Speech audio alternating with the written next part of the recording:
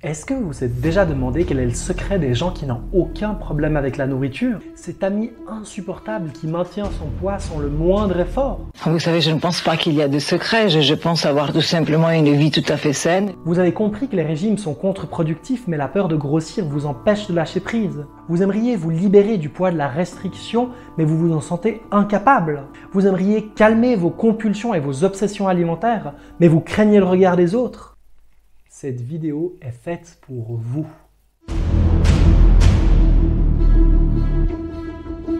Moi aussi, je suis passé par là. Pendant des années, j'ai vécu dans l'angoisse de grossir. Un jour, j'ai eu le déclic qui a tout changé. J'ai compris que le problème n'était pas dans mon assiette.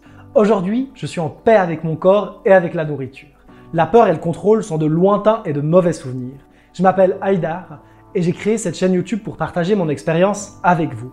Restez bien attentifs parce que je vais vous donner les 3 étapes incontournables qui vous permettront de pacifier votre rapport avec la nourriture. La 3e étape pourrait bien vous surprendre et, à la fin de la vidéo, vous aurez la possibilité d'accéder à un cadeau personnalisé exclusif. Mais avant, laissez-moi vous expliquer comment vous en êtes arrivé là. L'histoire que je vais vous raconter commence au début de l'adolescence, pendant cette période décisive durant laquelle l'identité se construit. Cette transition entre l'enfance et l'âge adulte est souvent tendue parce que l'estime de soi est fragile et se forge à travers le regard des autres. C'est là, généralement, pour la première fois qu'un sentiment de malaise s'installe par rapport à ce corps qui change et se transforme.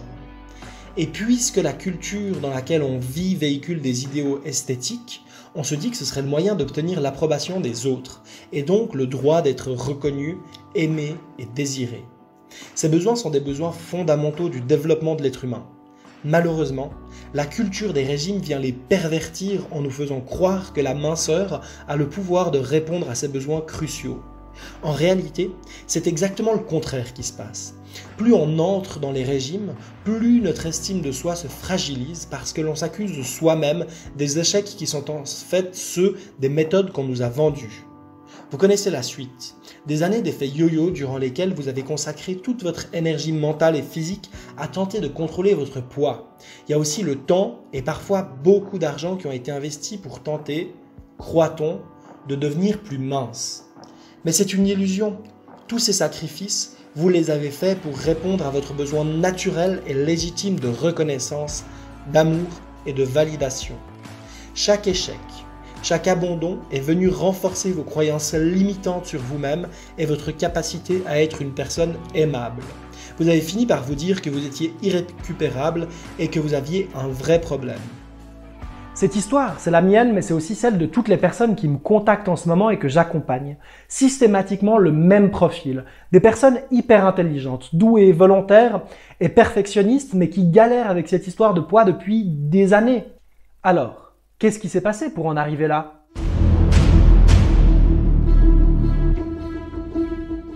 La restriction est un processus cognitif. Mais ce processus, concrètement, ces pensées, ces émotions ont un impact sur votre corps. Toutes les privations que vous vous êtes imposées ont créé une scission, un fossé entre votre mental et votre corps.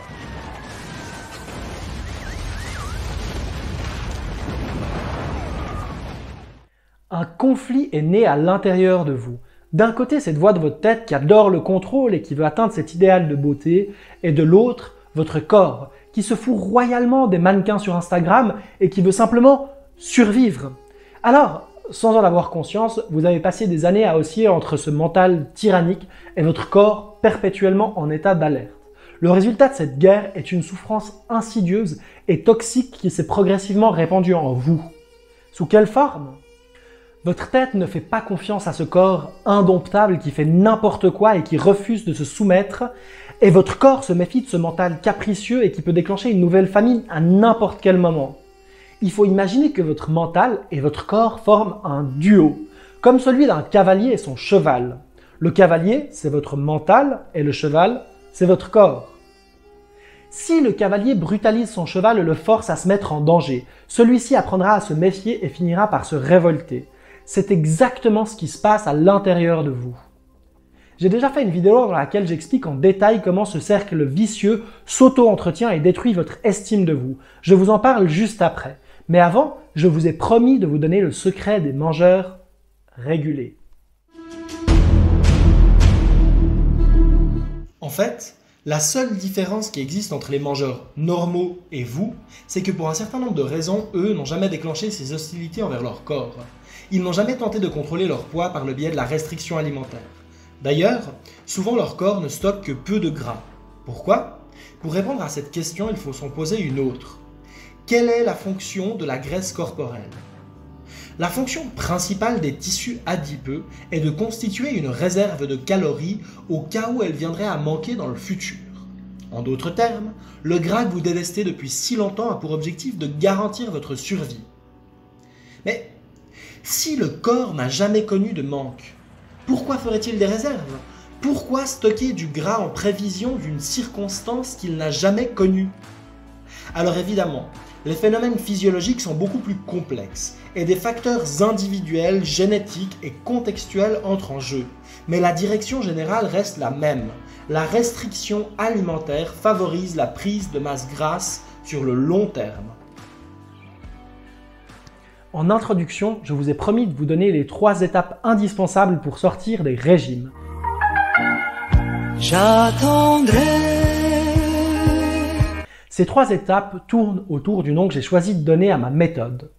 La pacification alimentaire. Oui, puisque votre souffrance vient d'un conflit, d'une guerre intérieure, c'est de paix, de réconciliation dont vous avez besoin.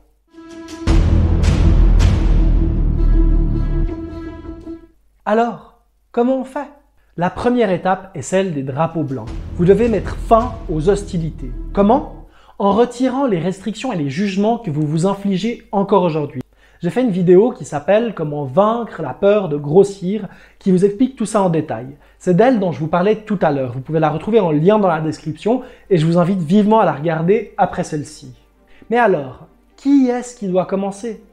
Puisque c'est à lui que je parle en ce moment, c'est votre mental qui doit faire le premier pas en demandant pardon à votre corps. Chacun peut faire selon sa sensibilité et ce qui vous parle le plus. Mais l'idée centrale de cette première étape est de prendre conscience de la violence que vous avez infligée à votre corps en le privant et en le jugeant. On aime ou on n'aime pas, mais il faut quand même que je vous parle d'un exercice symbolique d'écriture qui est hyper puissant. Ouvrez un document Word ou prenez un bout de papier et un stylo. Commencez la rédaction d'une lettre. Cher corps, aujourd'hui, après toutes ces années à tenter de te contrôler, je prends enfin conscience du mal que j'ai pu te faire en te privant et en te jugeant. Si je t'écris aujourd'hui, c'est pour te demander pardon. Pardon d'avoir utilisé tous ces mots péjoratifs pour te décrire.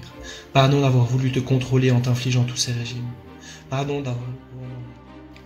Dans la lettre, vous pouvez prendre le temps de faire le bilan de toutes ces années de régime. Qu'est-ce que ça vous a coûté ? Quel genre de violence vous vous êtes infligé ? Est-ce que vous accepteriez de parler à quelqu'un d'extérieur de la même manière que vous vous adressez à vous-même ? Si comme moi vous avez passé des années dans l'autocritique, il y a de fortes chances que ce soit devenu comme une sorte d'habitude, un bruit de fond. L'idée de cet exercice, c'est de vous aider à identifier cette petite voix à l'intérieur de vous. À partir du moment où vous commencez à mettre de la conscience sur vos mécanismes internes, vous débutez le chemin de la pacification alimentaire. Votre corps est résilient et ne veut rien d'autre que garantir votre intégrité et votre survie. Il a été conçu pour ça. C'est votre allié. Cette première étape des drapeaux blancs est là pour rétablir cette base avant de reconstruire. La deuxième étape est celle de la réconciliation.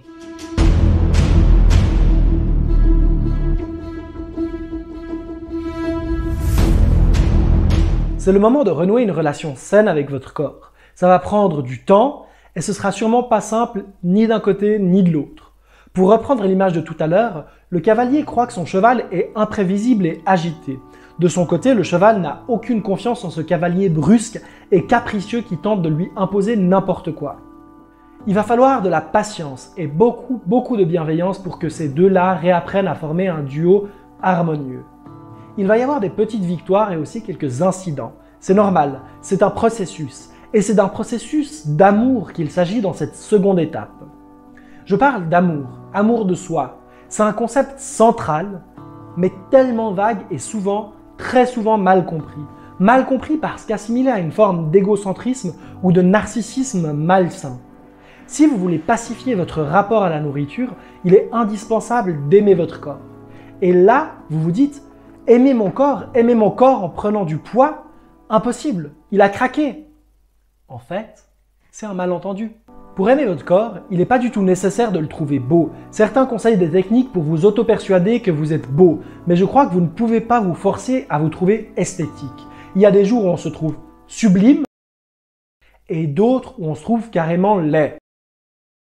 En vérité, ça n'a que peu d'importance parce qu'en réalité, ce n'est qu'un sentiment passager. L'amour dont je vous parle n'a rien à voir avec ça. En l'occurrence, cet amour est synonyme d'acceptation.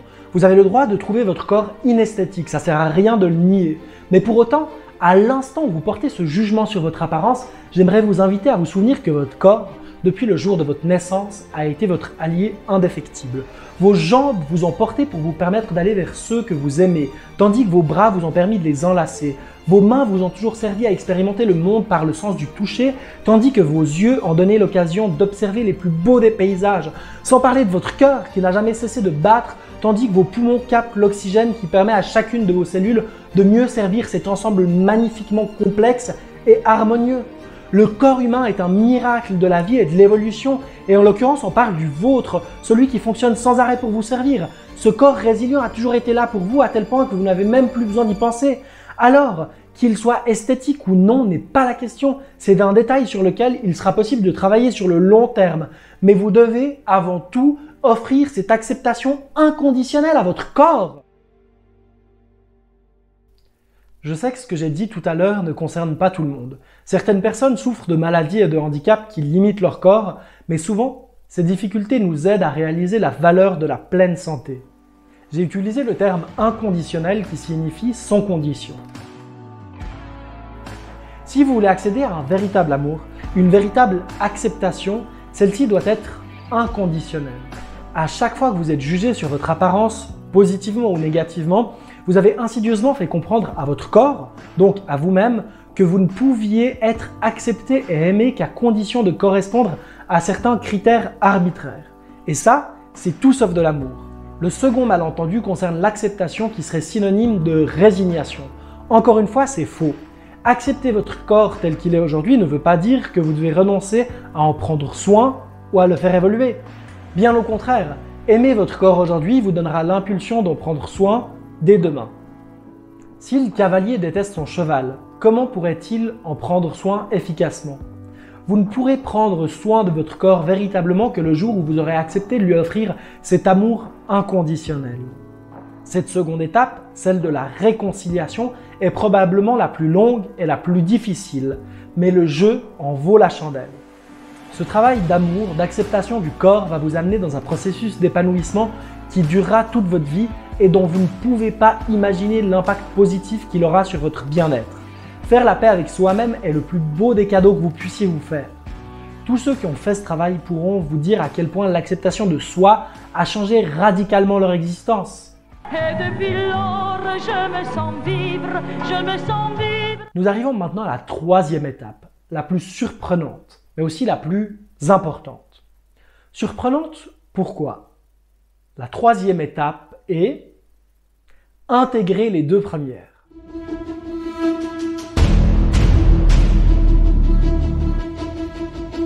Non, je plaisante pas. Je l'ai dit au début de la vidéo, les personnes qui me contactent et que j'accompagne ont systématiquement des similitudes. Par exemple, leur aptitude à comprendre hyper rapidement tous les concepts théoriques que je viens de vous expliquer. Un mental super performant qui comprend rapidement les principes de la pacification alimentaire. Pourtant, et malgré cette compréhension, la relation à la nourriture et au corps est encore problématique. Cela s'explique simplement par le fait que les concepts ont été compris intellectuellement mais pas intégrés émotionnellement. Les conseils que je vous donne ici n'ont que peu de valeur et d'impact s'ils restent dans votre tête. Ils doivent descendre dans votre corps, dans votre ventre, dans vos émotions. Comment? Par l'expérimentation. L'amour inconditionnel ne se comprend pas, il se vit.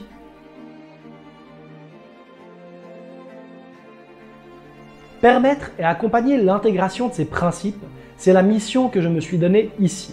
Si vous êtes encore à m'écouter, c'est parce que vous faites partie d'une minorité de personnes qui souhaitent s'engager envers eux-mêmes. Et j'ai envie de vous aider à devenir votre meilleur allié.